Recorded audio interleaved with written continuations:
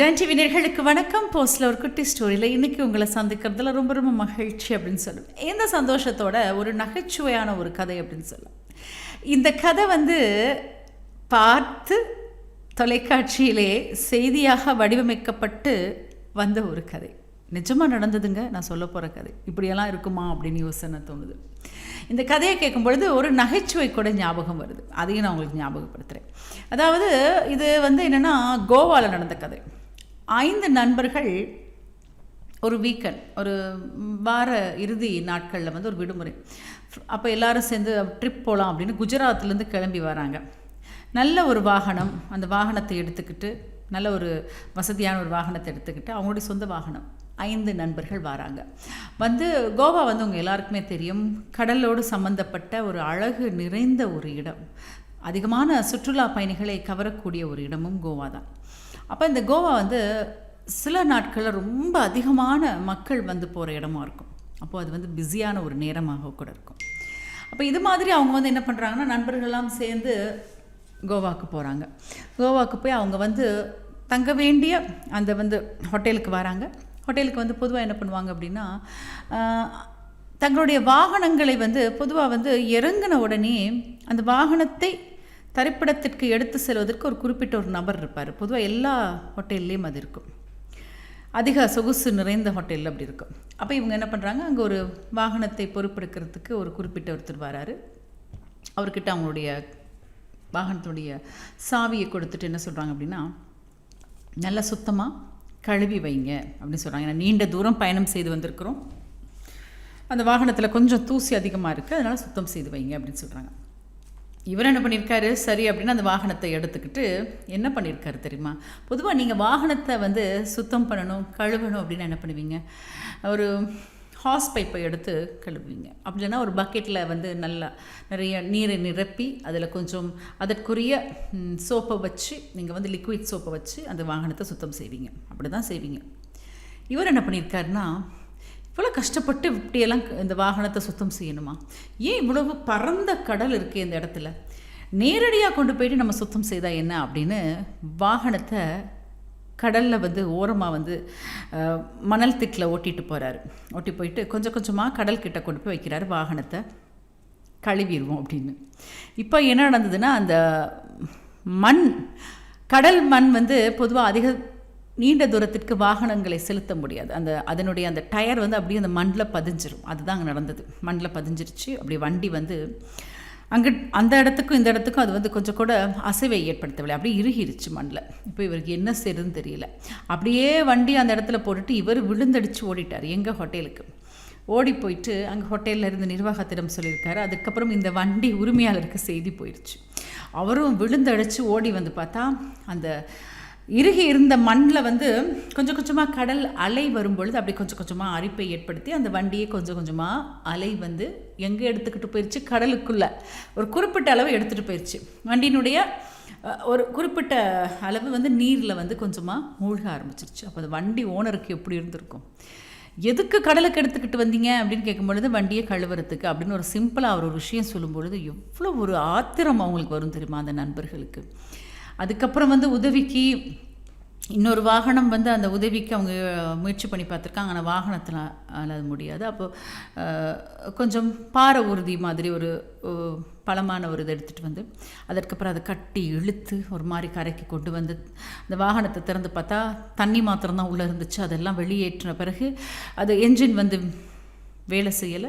அதுக்கப்புறம் அது செய்கிறதுக்குரிய தொழில்நுட்ப உதவி சேர்த்து கொடுத்துட்டு பார்த்தா, இல்லைங்க இது கொஞ்சம் ரொம்ப கஷ்டம், இது கொண்டு போய் கம்பெனியில் தான் செய்யணும், இப்போ செய்ய முடியாது, இது இன்னும் செலவாகும் அப்படின்னு சொல்லி பெரிய அமௌண்ட் அவர் சொல்ல, இவங்க எல்லாம் அதிர்ச்சியில் இருக்க, விடுமுறைக்கு ஓய்வுக்கு வந்தது ஒரு குற்றமா அப்படின்ற அளவுக்கு அவங்களுக்கு ஆயிடுச்சு. வண்டியும் போயிடுச்சு, காசும் செலவாயிருச்சு. இது ஏன் நமக்கு மட்டும் இப்படியெல்லாம் நடக்குது அப்படின்னு இந்த 5 நண்பர்களும் ரொம்ப நொந்து போயிட்டாங்க. இந்த காமெடி எங்கே நான் சொன்ன உங்களுக்கு ஞாபகம் வருதா அப்படின்னு பார்ப்போமா?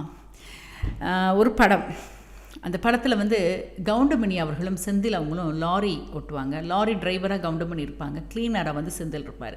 அப்போது கவுண்டமணி என்ன சொல்லுவார்னா, ஒரு ஆற்றுக்கிட்ட போய் அந்த ஆற்றினுடைய கரைகளில் அந்த லாரியை நிப்பாட்டிட்டு க்ளீன் பண்ணி வைங்க, பின்னாடி பக்கெட் இருக்குது, நான் கொஞ்சம் ரெஸ்ட் எடுத்துகிட்டு வரேன் அப்படின்னு கவுண்டமணி போயிடுவார்.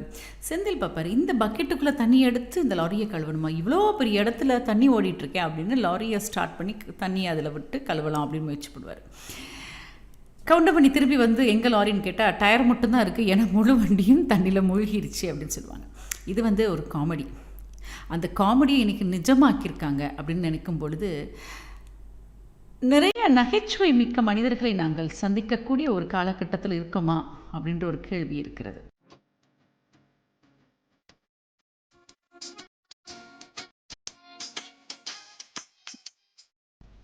இது என்ன அப்படின்னா, இன்றைக்கி வந்து வாழ்க்கையில் வந்து நாங்கள் வந்து நிறைய நேரங்களை எதுக்கெல்லாம் செலவழிக்கிறோம் அப்படின்ற ஒரு கேள்வி கிட்ட கேட்டால் பதில் என்னவாக இருக்கும்?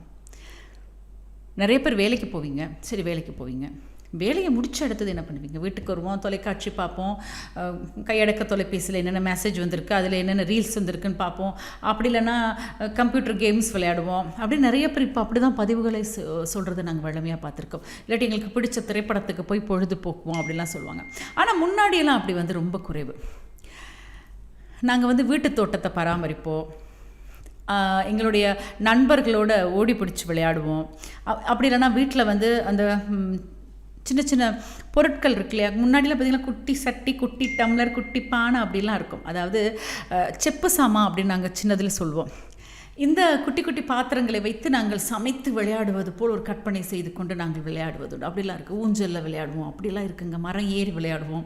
இப்படிலாம் நிறைய விளையாட்டுகள் அப்போல்லாம் இருந்தது. இப்போ அதெல்லாம் கிடையாது. கிரிக்கெட் விளையாடுறவங்க இருக்காங்க. கிரிக்கெட் வந்து அது ஒரு விளையாட்டு, ஆனால் அப்பொழுதெல்லாம் பொழுது போகுவதற்கு நிறைய பேர் விளையாடினாங்க. அதெல்லாம் ஒரு காலகட்டம். இப்போல்லாம் அப்படி கிடையாது. இப்போ வந்து வாழ்க்கையும் சுருங்கி விட்டது. கையடக்கு தொலைபேசி போல் வாழ்க்கையும் தன்னை சுருக்கி கொண்டது.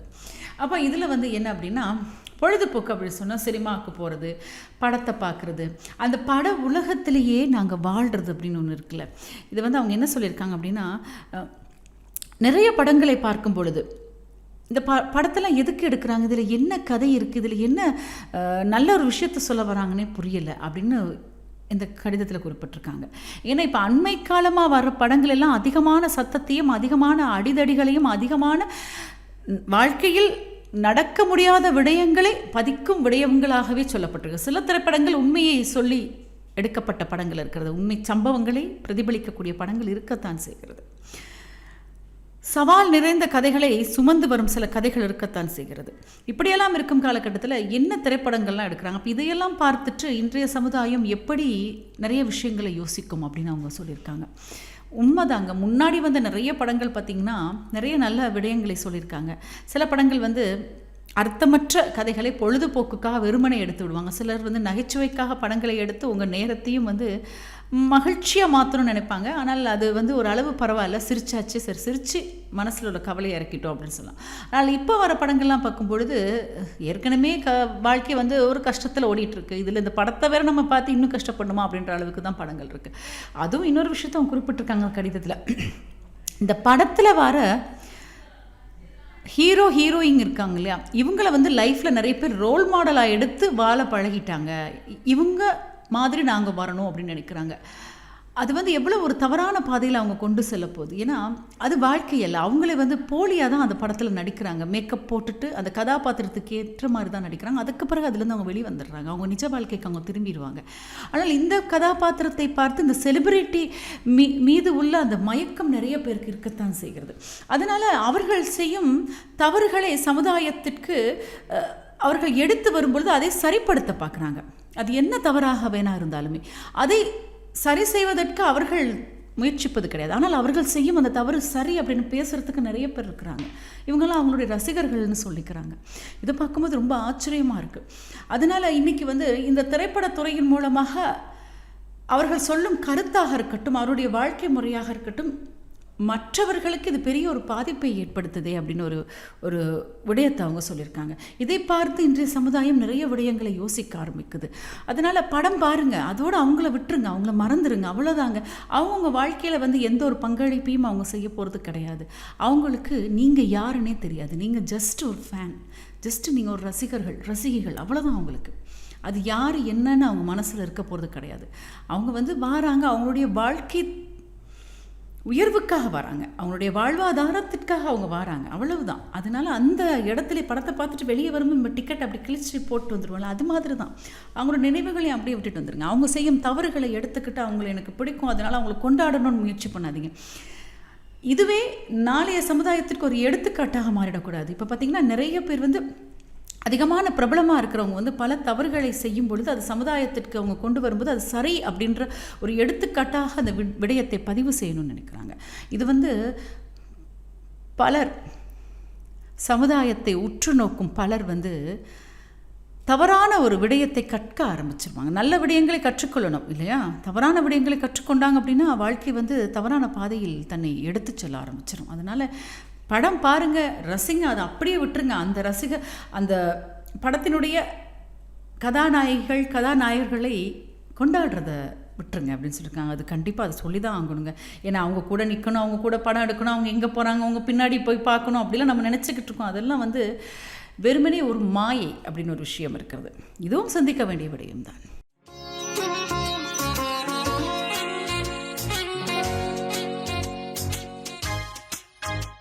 ஃபர்ஸ்ட் ஆர்கிட்டி ஸ்டோரியில் எவ்வளோ வித்தியாசமாக எல்லாரும் யோசிக்க ஆரம்பிச்சிருக்காங்கல்ல. நிறைய விடயங்கள் இருக்குங்க. அதாங்க வாழ்க்கை ஒரு திறந்த புத்தகம் அப்படின்னு சொல்லுவாங்க. அதில் கற்க பக்கங்களை புரட்டி கொண்டுட்டே போகும் பொழுது நிறைய விடயங்களை புதுசாக நாங்கள் பார்க்க ஆரம்பிக்கிறோம். இப்போது நம்ம அடுத்த கதைக்கு போகிறோம். இந்த கதையில் என்ன சொல்ல வராங்க அப்படின்னா, இவர்களுடைய வாழ்க்கையில் வந்து கிட்டத்தட்ட 65 வருட காலம் நிறைவான ஒரு வாழ்க்கை, சந்தோஷமான வாழ்க்கை.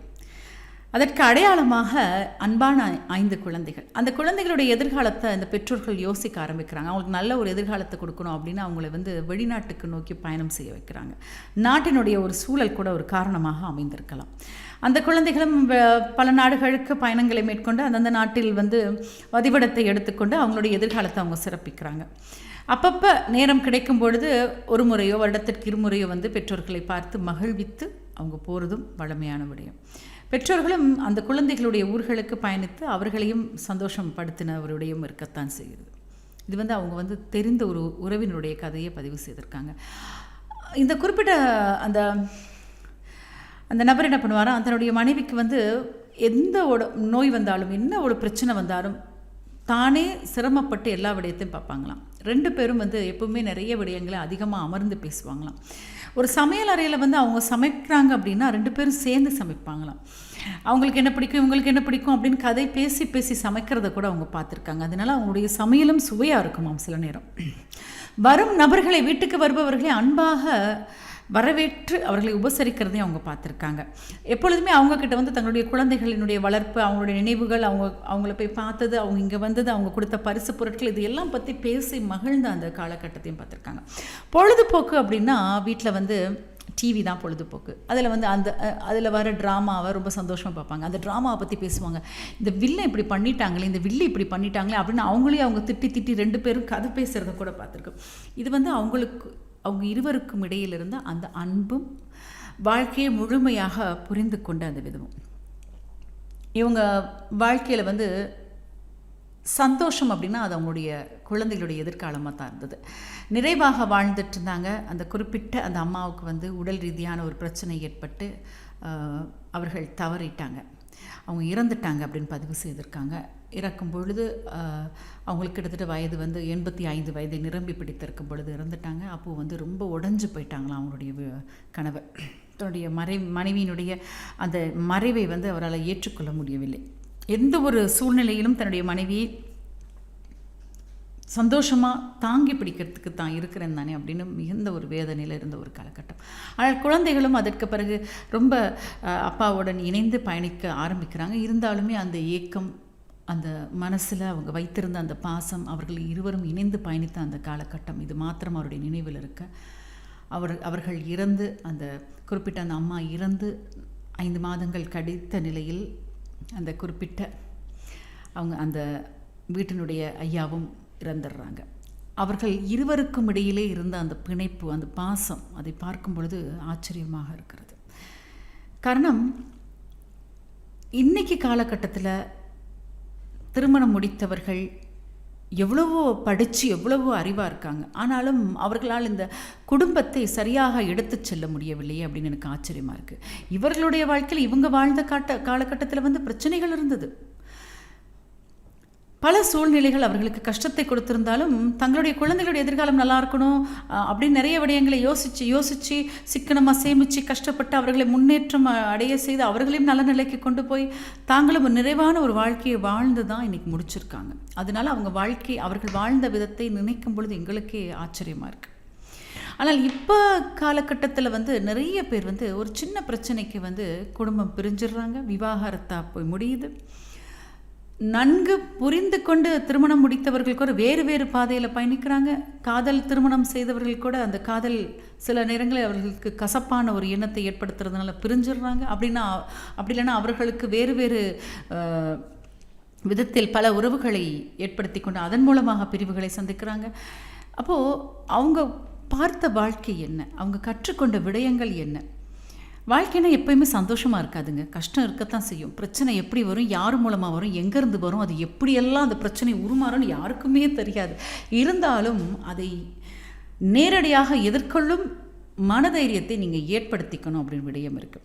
இன்றைக்கி பார்த்திங்கன்னா நிறைய பேருக்கு வந்து பிரச்சனைகளுக்கு தீர்வு காணவும் தெரியலை. பிரச்சனைகளால் மனம் நொந்து போயிட்டாங்கன்னா அந்த தோல்வியை தாங்கிக் கொள்ளும் மனப்பக்குவம் இல்லாமல் சில தவறான முடிவுகளையும் எடுத்துடுறாங்க. அது ரொம்ப அண்மை காலமாக நிறைய இடங்களில் நடந்துக்கிட்டு வரும்போது அது பார்க்கும்போது மனசு வலிக்குது.